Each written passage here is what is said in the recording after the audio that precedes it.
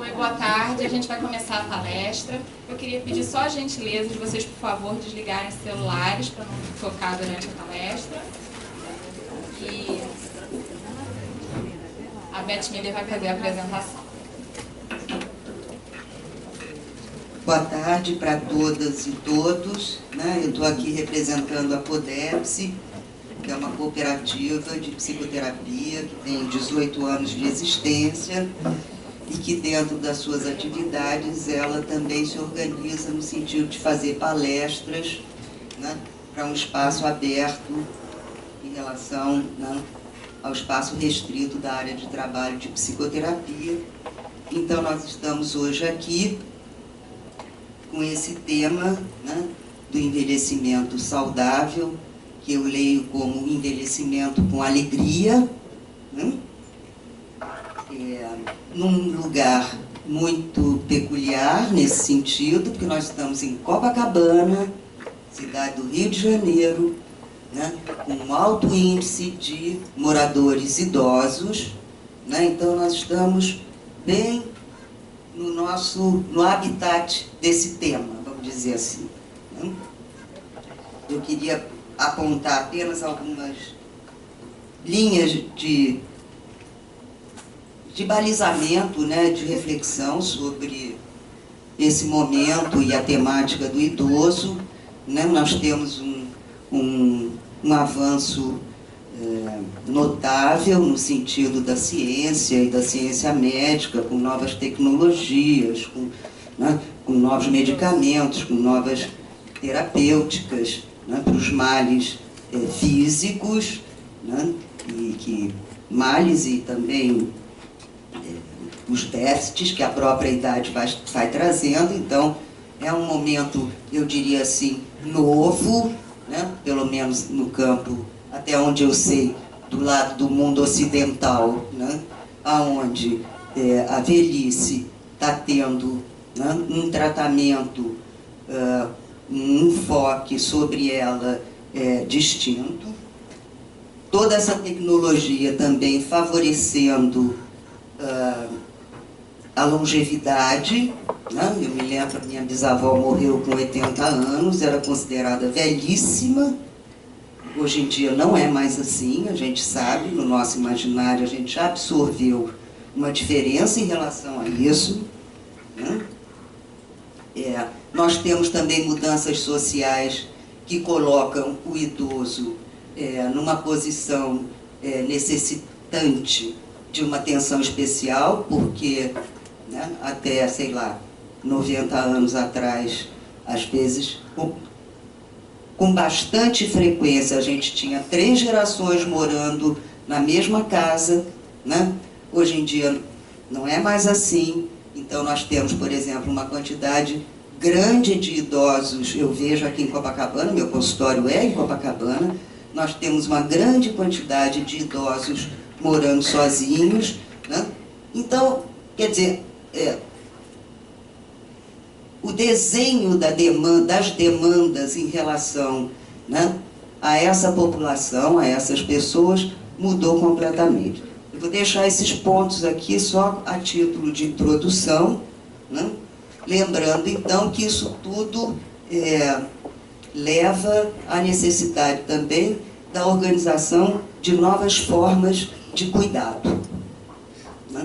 Temos aí a questão da ética do cuidado, de como prestar esse cuidado, que é todo um campo de reflexão que serve tanto para a criança quanto para o adulto. Tá bom que esse se cuida, em tese pelo menos, consegue se cuidar um pouco mais por conta própria, e nós temos na outra ponta o idoso necessitando novamente de cuidados. Então, eu vou apresentar aqui os nossos palestrantes. Em primeiro lugar, o Dr. Sérgio Teles Ribeiro Filho, médico geriatra, membro e ex-presidente da Sociedade Brasileira de Geriatria e Gerontologia Rio de Janeiro e membro do corpo clínico da UNAT UERJ. Sérgio, você pode traduzir o UNAT para a gente? A UNAT é a Universidade Aberta da Terceira Idade. E temos a doutora Elizabeth Adler, minha xará, psicanalista do Círculo Psicanalítico do Rio de Janeiro, psiquiatra, ex-coordenadora de grupos terapêuticos da UNAT, da Universidade Aberta da Terceira Idade, também da UERJ. Tá? Eu vou passar, então, a palavra para o doutor Sérgio.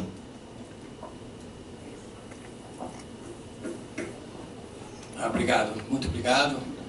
Deixa eu escolher uma posição aqui que eu não fique na frente de vocês. Acho que eu vou descer aqui. Não caí, hein?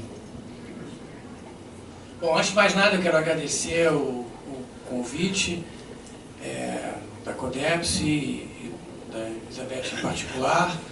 É uma honra, um prazer estar aqui, poder falar para tanta gente. Então, auditório cheio, acho que é sem dúvida alguma, um assunto muito interessante, muito atual, a questão do envelhecimento.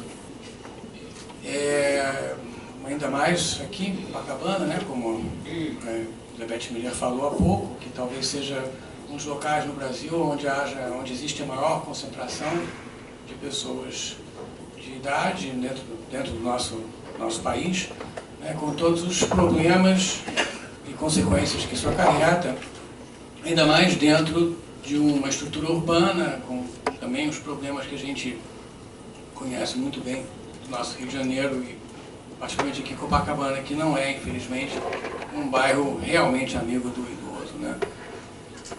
E eu entendi que o meu papel aqui seria falar um pouco sobre a questão médica do envelhecimento, algumas questões médicas relacionadas ao envelhecimento.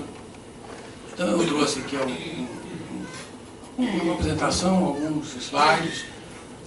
Minha ideia é falar um pouquinho sobre prevenção, principalmente do ponto de vista médico, né? A Elizabeth e os outros palestrantes vão falar sobre as questões psicológicas e dentro da ideia de envelhecimento saudável existe a ideia de prevenção, quer dizer, a gente só pode ser saudável enquanto a gente tiver o mínimo possível de doenças, e a maneira de não ter doenças, evitar doenças, é tentar preveni-las e tentar viver uma vida mais saudável possível. Eu vou falar um pouco sobre como se fazer isso e as recomendações mais importantes. Então vamos para o primeiro slide. Isso são dois dizeres que são muito populares nos Estados Unidos. Early to bed and early to rise makes a man healthy, wealthy and wise, and an apple a day keeps the doctor away. Eu não sei se eu tenho que traduzir isso, mas o primeiro diz que quem dorme cedo e acorda cedo se torna saudável, próspero e sábio. E o último, que diz que uma maçã por dia mantém o médico afastado. E eu sou médico, mas eu tenho que dizer para vocês que eu sei que quanto mais longe do médico você puder ficar, mais saudável você vai ser, na verdade, né? Nós só temos que aparecer na hora da crise, se possível. Então vamos adiante aqui. Então, falando sobre prevenção, existem dois níveis de prevenção, quando se fala nisso, que são basicamente aceitos. Primeiro, uma coisa chamada prevenção primária, e a segunda coisa chama-se prevenção secundária. O que é a prevenção primária? É prevenir a doença antes que ela ocorra. Então, assim, nós vamos tentar realmente pegar as pessoas saudáveis e evitar que a doença possa até que a semente da doença possa se instalar. Então, nenhum exemplo melhor para isso do que o exemplo das imunizações, das vacinas, né? E é uma área, inclusive, hoje em dia que está crescendo muito. Estão surgindo vacinas novas. Temos agora a possibilidade, além da vacinação para a gripe, que vocês provavelmente todos conhecem, tem a vacina para a pneumonia, hoje em dia são duas vacinas para a pneumonia. Surgiu agora, recentemente, uma vacina para o herpes zoster, que é o cobreiro. É uma doença bastante comum em pessoas de idade, muito desconfortável. Eu tenho certeza que várias pessoas aqui nesse auditório já tiveram herpes zoster. sabem do que eu estou falando. Então, hoje em dia tem uma vacina para isso, está indicado para pessoas com mais de 60 anos, está disponível aqui no Brasil, no Rio de Janeiro, inclusive. E a prevenção secundária, que é quando você identifica uma doença numa fase em que ela ainda não está clinicamente aparente, então você pode instituir medidas que vão impedir que essa doença avance, né? Então, por exemplo, a detecção de colesterol alto, né? As pessoas que têm colesterol alto não sentem nada, mas se você não tratar o colesterol alto, tem um risco aí, com o passar dos anos, que esse colesterol vai entupir suas artérias e você vai ter derrames, angina, infarto, os problemas decorrentes do colesterol elevado. Outro é pressão alta. A pressão alta também é assintomática. Muitas vezes as pessoas descobrem que são hipertensas por acaso, quando vão no médico ou vão no posto de saúde, alguém mede a pressão por acaso, descobre que tem a pressão alta, tem que tratar. Vamos adiante. Então, sobre prevenção primária, eu fiz a seguinte lista de atividades. Temos tabagismo, exercício físico, dieta, combate ao alcoolismo, prevenção e combate a risco elevado de acidentes, algumas medicações que a gente pode usar e imunizações. Vou falar um pouquinho sobre cada um deles. Pode passar. Então, tabagismo, apesar de todo a propaganda e todas as iniciativas públicas que têm sido feitas em todo o mundo, na verdade, né, no mundo inteiro, no Brasil tem feito um combate bastante cerrado contra o tabagismo, né? A gente vê na televisão, a gente vê os maços de cigarro que obrigatoriamente tem que ter aquelas ilustrações horrorosas na frente para desestimular. Apesar de todo esse combate ao tabagismo, ainda tem muita gente fumando. Infelizmente, não tem ninguém nessa sala fumando, que é proibido, mas eu não sei se fora daqui quantas pessoas ainda, espero que ninguém.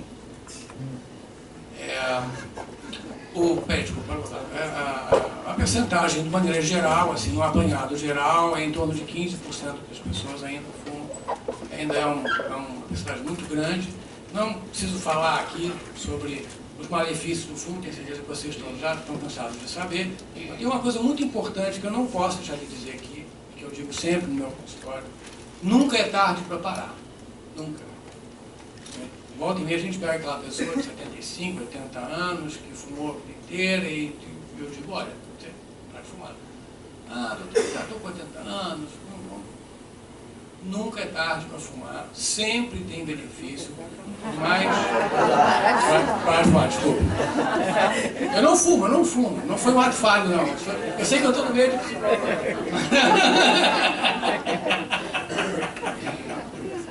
Eu juro que não foi um ato falho. Então essa questão do aconselhamento é importante porque está comprovado, na verdade, que quando um profissional da área de saúde diz uma pessoa um paciente tem que parar de fumar, isso aumenta a chance para ela parar de fumar. Hoje em dia existem várias técnicas, remédios, enfim, tem vários recursos aí que podem ajudar muito as pessoas a pararem de fumar. Próximo. Pode passar o próximo. Exercícios, cada vez mais a gente acumula-se as evidências sobre os benefícios de exercício físico. Assim, eu diria que o mais importante é o seguinte: qualquer coisa que você faça é bom. Para quem não faz nada, levantar e andar 10 minutos, 15 minutos por dia, ou 3 vezes por semana, ou o que você conseguir fazer é bom. Qualquer nível de exercício, o menor que aparentemente seja, é sempre benéfico, principalmente exercício aeróbico. Exercício aeróbico quer dizer o quê? É exercício que não tem contração muscular com pesos. Então, caminhar é um exercício aeróbico, hidroginástica é um exercício aeróbico, andar na bicicleta é um exercício aeróbico. Assim, não precisa fazer muita força, não precisa querer ser maratonista, basta você fazer o exercício. Eu digo para muitos pacientes meus assim: a primeira coisa para quem não tem o hábito de fazer exercício é criar o hábito. Então, faz qualquer coisa, mas começa simplesmente, de alguma forma, coloque na sua vida que 3 vezes por semana, 4 vezes por semana, você vai fazer meia hora, 40 minutos de um exercício qualquer, que pode ser dar uma volta no quarteirão, pode ser botar uma esteira dentro do quarto e assistir o que está acontecendo na esteira. Qualquer coisa que você faça é boa. Subir e descer escadas é um exercício muito simples. Tem um certo perigo, se você tem alguma dificuldade de equilíbrio, tem um certo perigo, mas talvez seja o mais simples e o mais benéfico exercício de todos, é subir e descer alguns lances de escada. Passo por passo.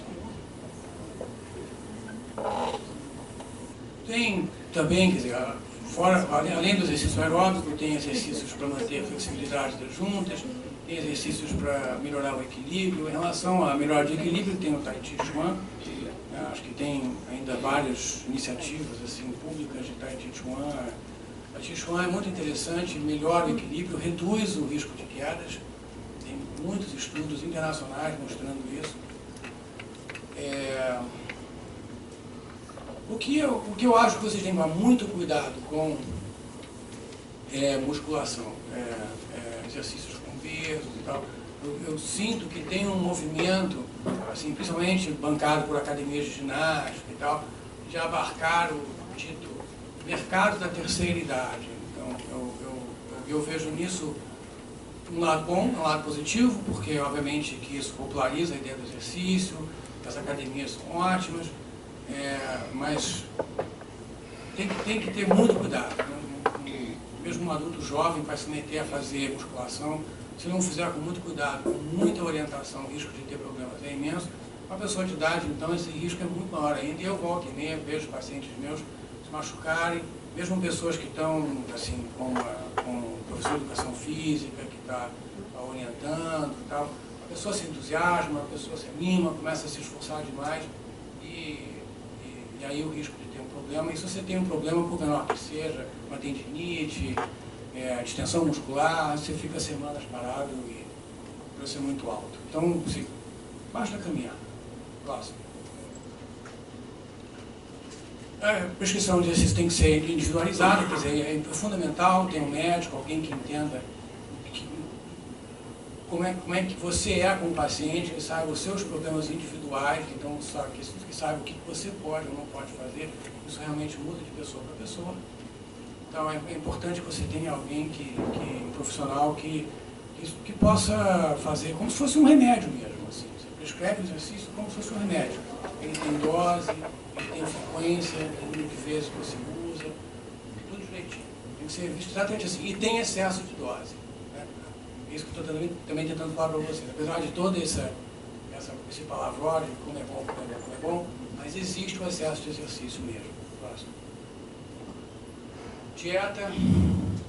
Aí tem, obviamente, que dieta está o tempo todo aparecendo na revista Veja, nos jornais, assim, não para de surgir. Ontem o ovo era ruim, hoje o ovo é bom, ontem o chocolate era ruim, hoje o chocolate é bom. Então toda hora a gente vê alguma novidade, alguma coisa que todo mundo achava que era X, agora todo mundo acha que é Y. Então, quer dizer, o que tem, assim, o que você pode extrair, assim, que seja razoavelmente um consenso, que a maior parte das pessoas da comunidade de nutrição e médica concordam com e tal. E é mais ou menos o que está aqui. Gordura de origem animal, de maneira geral, é ruim.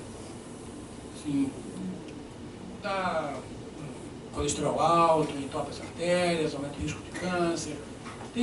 Toda hora aparece alguma evidência de que carne vermelha, de que o aumento de ingestão de carne vermelha tem problemas. Então, quanto menos carne vermelha você ingerir, realmente, isso acho que ninguém está questionando.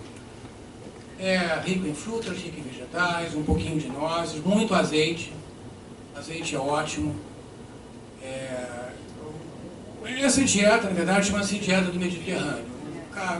Quanto mais tempo passa, mais se acumula evidências de que a tal dieta do Mediterrâneo realmente é benéfica, ela faz bem para o coração, ela faz bem para o cérebro, ela faz bem para o humor. E ela é uma dieta gostosa. Eu tento seguir. De vez em quando eu me perco, mas eu tento. Não. Que é essa que está aqui? E uma taçazinha de vinho, uma taça de vinho pode. Próximo. Sono. Eu resolvi falar um pouco de sono, porque eu acho que sono agora está surgindo. Além de ser um problema muito comum, né, que é insônia ou problemas relacionados ao sono, é um problema extremamente frequente. Os malefícios da falta de sono estão também ficando cada vez mais evidentes. A gente vive num mundo hoje em que existe algo chamado privação de sono, né? É uma epidemia. Desde que se inventou a luz elétrica, que essa coisa vem vindo. Eu acho que nos dias de hoje ela é mais intensa ainda. Hoje não se sabe mais quando é noite, não se sabe mais quando é dia. A distinção entre noite e dia é cada vez menos clara. Até mesmo pelo estudo de vida das pessoas, tem muitas profissões que vão noite adentro, o computador, e a gente não sabe mais quando é que nós estamos de dia ou de noite. Então, muita gente, pelos excessos, até de demandas da própria vida, do dia a dia, acaba que dorme muito tarde, acorda muito cedo, não percebe que está realmente se privando de sono. A privação de sono, ela está associada a ganho de peso, ela está associada a aumento de pressão arterial, ela está associada... Isso saiu recentemente, isso não é uma descoberta muito antiga não, recentemente surgiram evidências fortes de que privação de sono, ou de pouco sono, aumenta o risco de você ter doença de Alzheimer, aumenta o depósito de amiloide dentro do cérebro. Existem doenças do sono também, existem doenças que são próprias do sono, a mais comum, a mais importante delas chama-se apneia obstrutiva do sono. Ela é muito comum, ela afeta talvez 5 a 10% das pessoas, dos adultos, principalmente pessoas com excesso de peso, que roncam de noite. Então, o típico apneia do sono é a pessoa que ronca de noite, que tem muito sono durante o dia. Essa combinação, excesso de peso, ronco noturno e sono excessivo de dia, quase certamente isso chama-se apneia obstrutiva do sono. Isso tem tratamento. E se você não tratar, isso gera todos aqueles problemas que eu acabei de falar. Próximo. A questão do álcool, é sempre complicado falar de álcool. Primeiro porque a gente sabe dos problemas sociais do álcool, né, da associação do álcool com aumento de acidentes de trânsito. Existe todo um movimento, né, em torno de coibir o uso irresponsável do álcool, especialmente em relação ao trânsito, mas assim, o álcool aumenta o risco de acidentes em casa, aumenta o risco de violência doméstica, então tem toda uma gama de problemas relacionados a isso. O álcool é difícil, isso é uma coisa para a prática médica, assim, é difícil para o médico de consultório, muitas vezes, detectar o paciente que está usando o álcool excessivamente. Isso muitas vezes não é óbvio. A figura do beberrão e tal, tudo isso qualquer um vê. Mas tem um nível de consumo excessivo de álcool que o próprio paciente esconde dele próprio. Então, ele esconde dele próprio, esconde dos profissionais de saúde que tentam cuidar dele. Então, até a detecção por parte dos profissionais de saúde desse problema exige muito tato, exige muito ler entre linhas, e o combate disso também tem que ser feito com muito cuidado. É muito difícil tratar dependência etílica, é extremamente difícil. Próximo. Prevenção de acidentes, isso aí tem a ver com os cuidados com condução motor. Isso é uma questão também bastante importante em geriatria. Muitas vezes as pessoas começam a ter dificuldades ou problemas para conduzir automóveis e elas próprias não percebem isso. Aí você tem uma situação que é muito delicada, porque o automóvel hoje em dia é um item essencial à nossa vida, né? A gente aprende a engatinhar, depois aprende a andar, depois aprende a correr, depois aprende a dirigir o carro. O carro hoje em dia é quase que parte do nosso corpo, numa cidade como o Rio de Janeiro. Então, na hora que você tem que dizer para alguém que, olha, você tem que parar de dirigir, isso é muito difícil, muitas vezes o paciente não aceita. Mas o problema do carro é que esse paciente é um risco para a sociedade como um todo, né? Então ele está perdendo reflexos, ele já não enxerga muito bem. Então isso é algo que tem que ser visto com cuidado. A questão da segurança do álcool, eu já falei, né? Segurança no domicílio, iluminação, objetos no chão, tacos soltos, tapetes soltos, a gente vê muito isso, eu vejo como aliás, como é difícil também convencer as pessoas. Eu tenho vários pacientes que eu vou ver em casa e eu digo para a filha, para a irmã, olha só o tapete solto aqui, o tapo solto, alguém vai pensar, olha o carrinho do netinho que está rodando pela rua, o cachorrinho, enfim, todas essas coisas são um risco para uma pessoa que pode ter dificuldade de enxergar, ou alguma dificuldade locomotora. Então, atender isso é importante. Próximo. Medicações, tem a questão muito importante aí do excesso de medicação. Hoje, eu imagino também que eu sou capaz de apostar que não tem ninguém nessa sala que não tome pelo menos um remédio. Posso estar errado, mas... nenhum remédio, nada, nenhum comprimidinho. Nada. Pô, eu tomo 3.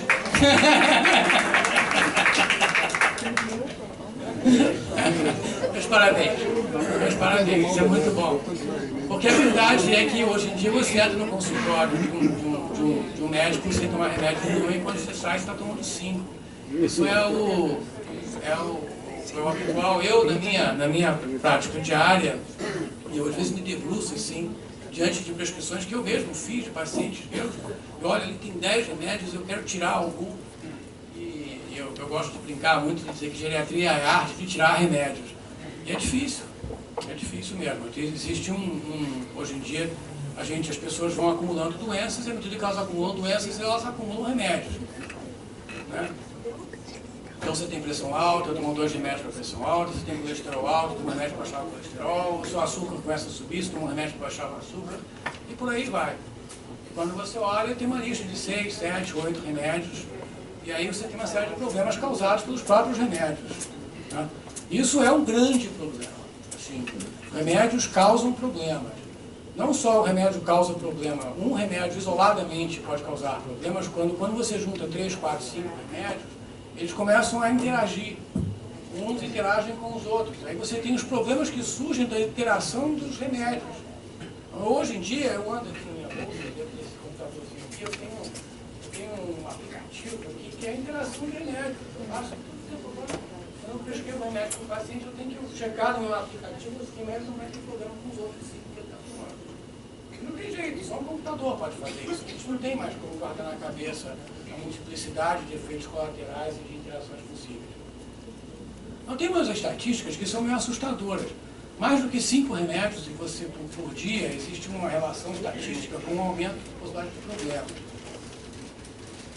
Então você tem que ter muita certeza sempre que cada remédio que você está tomando é importante, que ele se justifica, que os benefícios que ele vai te provocar são muito maiores do que os possíveis malefícios, etc. Próximo.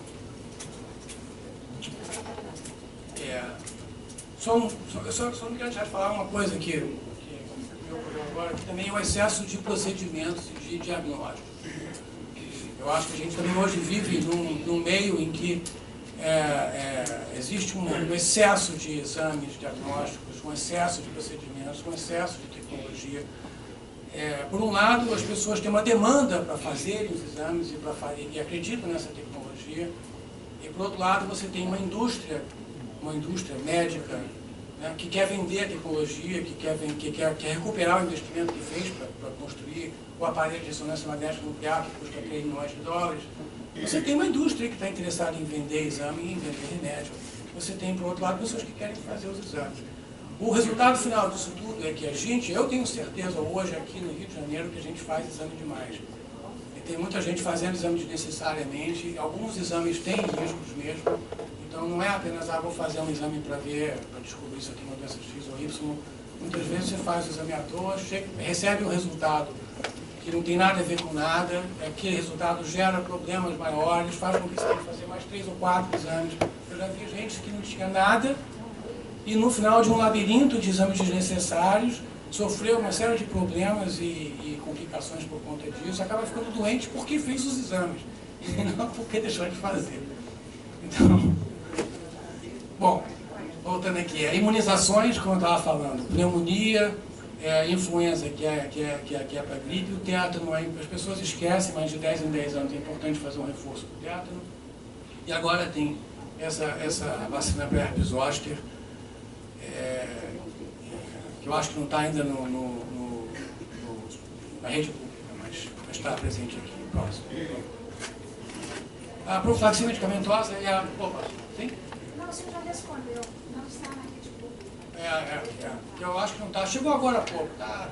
Eu acho que mesmo a pneumonia são duas vacinas, na verdade. É a 13 valente e a 23 valente, e uma delas tem na rede pública, eu acho que a outra não tem. Mas eu não sei de cabeça qual é qual. Algumas pessoas advogam o uso de remédios como profilaxia, como prevenção primária. Então você toma um remédio, mesmo que você não tenha doença nenhuma, você toma um remédio com a ideia de prevenir que você vai prevenir a doença no futuro. O melhor exemplo disso é a aspirina. Existe um movimento assim, que advoga que todo adulto com mais de 30 e poucos anos deveria tomar 100 mg de aspirina por dia, porque a aspirina vai reduzir o risco de você ter infarto, reduzir o risco de você ter um derrame, reduzir o risco de você ter câncer. Isso não está completamente estabelecido. Eu quero dizer que isso não é... Isso não, acho que até uma tendência, assim, mas não é uma coisa discutível, tem gente que não concorda. A polipílula, a ideia de você juntar numa única pílula, 4 ou 5 comprimidos, seria aspirina, um remédio para baixar colesterol, um remédio para baixar a pressão, e dar isso para todo mundo. Vitaminas, de maneira geral, vitaminas são benéficas. Tem alguns exageros aí, tem gente que fala em dar doses altíssimas de vitaminas, e aí não tem muita evidência científica, não. Mas hoje a gente sabe, de maneira geral, que vitamina D de dado é extremamente importante, e a maior parte das pessoas tem uma leve deficiência de vitamina D. Isso é uma surpresa. Aqui no Rio de Janeiro, onde a gente tem sol à vontade,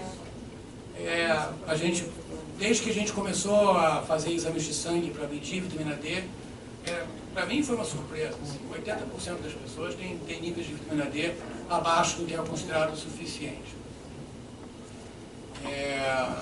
Felizmente existe o sol, então você pode sair lá e pegar um pouco de sol, desde que você não pegue demais para não dar câncer de pele. E existe o que eu acho que é o melhor de tudo, que é sol em pílulas. Você pode consumir sol em pílulas que tem vitamina D. Sol em pílulas. Sol em gota. Vitamina E em geral. Vitamina E já teve sua fase de ser muito popular, depois ficou impopular, agora está voltando a ficar novamente popular. Bom, aí eu falei, até agora eu estava falando só de prevenção primária, ou seja, a prevenção antes de você vir a ter doença. Aí tem prevenção secundária, pode ficar tranquilo, não vou me alongar demais. Prevenção secundária, as doenças principais tem 2 grandes grupos de doenças que a gente quer prevenir, que esses são os 2 grandes, digamos assim, monstros assustam, né? Um é doença vascular quer dizer doença da coronária, que é o que dá infarto no coração, e doença das artérias que vão para o cérebro, que é o que dá derrame, certo? E câncer. Infelizmente, a gente não tem ainda uma prevenção que seja eficaz para a doença de Alzheimer, que seria uma outra grande temor, né? Vou falar um pouquinho sobre prevenir essas doenças. Vamos passar para o próximo, por favor. Então, como é que você previne doença na coronária e doença das artérias que vão para o cérebro? Você previne essas doenças tratando o que a gente chama dos seus fatores de risco, que são colesterol alto, pressão alta, fumo, sedentarismo, síndrome metabólica. Síndrome metabólica é aquela pessoa que tem excesso de peso, tem uma barriga grande, que não faz exercício físico nenhum. E essa pessoa comumente tem colesterol alto, glicose alta. Então, colesterol alto, vocês certamente já estão cansados também de ver isso no noticiário. Colesterol alto tem que ser tratado. A gente tem remédios hoje em dia que são muito eficazes para baixar o colesterol. Eles comprovadamente, quem combate o colesterol reduz o seu risco de vir a ter problemas no futuro. Mas não é qualquer nível de colesterol alto, não. Também isso é uma decisão individualizada. Só porque ele está um pouco alto não quer dizer que você tem que tomar o remédio. Tem um nível a partir do qual você deve tomar o remédio, e esse nível varia de pessoa para pessoa, e de idade para idade, de sexo para sexo. Então é uma decisão que o seu médico tem que tomar. Pressão alta não. Pressão alta todo mundo tem que tratar a pressão alta. Não existe ácido de não tratar a pressão alta. Recentemente, eu acho que saiu no noticiário um estudo novo, saiu até na revista Veja, que estamos concluindo aí que a gente tem que baixar mais ainda do que a gente vem tentando baixar, que na verdade o ideal é botar a pressão em 12 por 8 mesmo. Então isso aí vai mudar um pouco a prática médica. O próximo. Pode passar o próximo. Atenção, pode passar. Câncer de pele, aí tem alguns cânceres que a gente pode prevenir um pouquinho. Câncer de pele, o mais assustador é o melanoma. Melanoma realmente é um câncer que você pode detectar, você fazendo uma avaliação anual com o dermatologista, evitando exposição ao sol, protegendo do sol excessivo, principalmente pessoas que têm pele clara. Tem aqueles câncerzinhos assim, que são localizados, esses são fáceis de resolver, a gente tira na hora do consultório, mas melanoma é uma outra história. Câncer de mama, bom, tem uma história aqui cheia de mulheres, acho que vocês todas estão certamente atualizadas em relação a isso. Uma coisa importante, assim, vai talvez surpreender algumas pessoas aqui nessa sala, mas existem recomendações de organizações médicas oficiais, americanas inclusive, de que não se deve fazer mais mamografia rotineiramente depois de 80 anos de idade. Tá? Isso pode parecer meio estranho.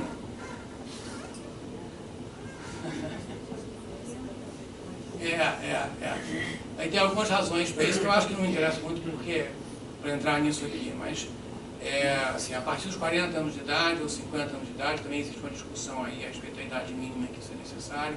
Você tem que fazer a mamografia pelo menos de 2 em 2 anos, idealmente anualmente.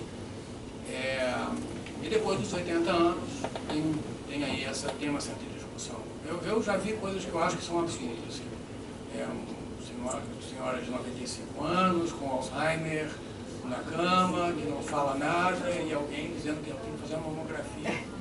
Realmente é uma maldade, né? Para pegar uma pessoa que não sabe nem por que está fazendo aquilo, um exame desconfortável, cujo benefício é nenhum.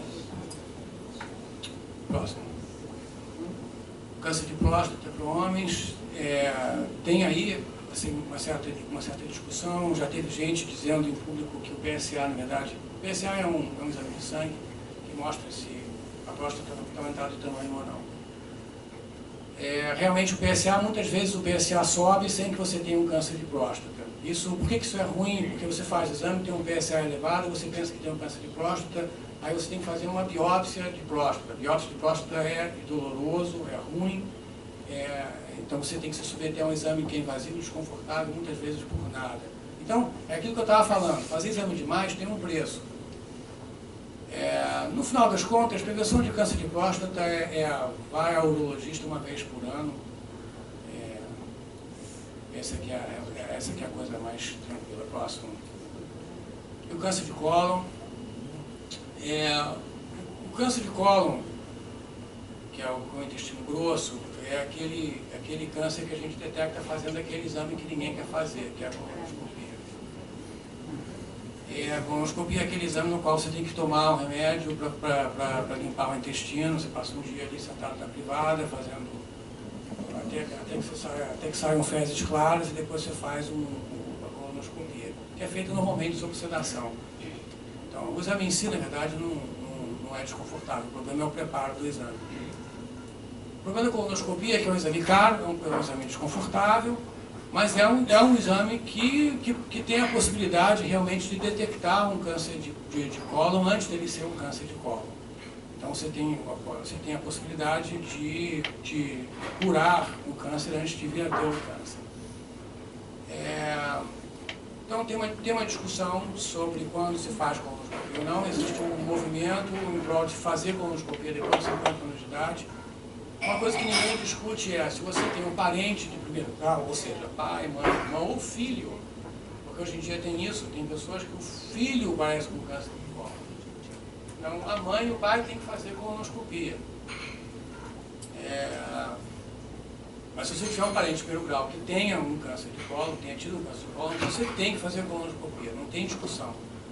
Se não for esse o caso, se você não tiver história familiar de câncer de cólon, aí tem uma certa controvérsia, porque é um exame caro, enfim. Mas claramente a tendência aqui é de se fazer colonoscopia, quase todo mundo com mais de 50 anos.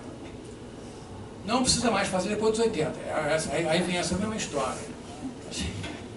Depois dos 80, a gente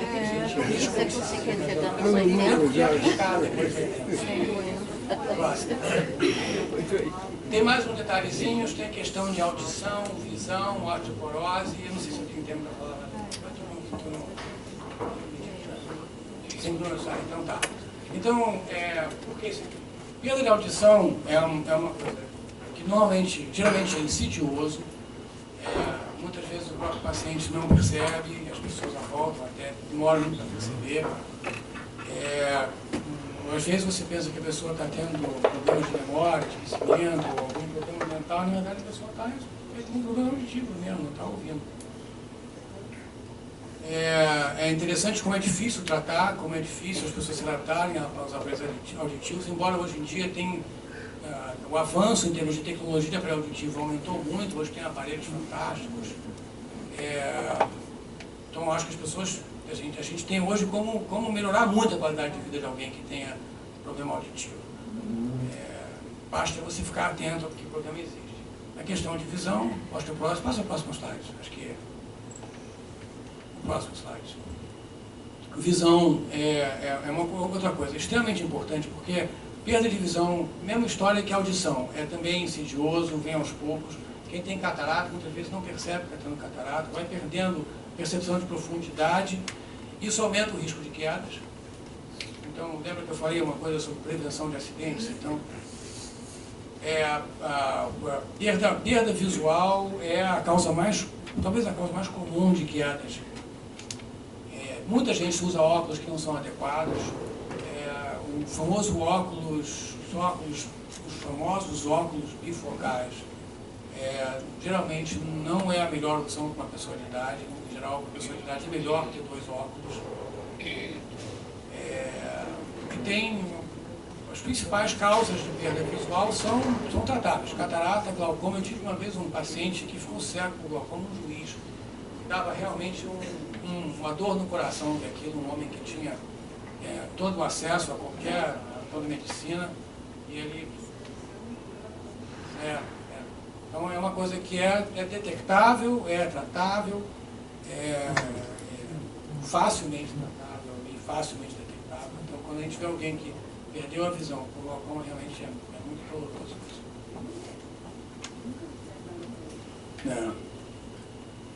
Osteoporose, basicamente famoso, eu já falei aí, do sol em gotas, né? Exercício físico aeróbico previne também um pouco a osteoporose.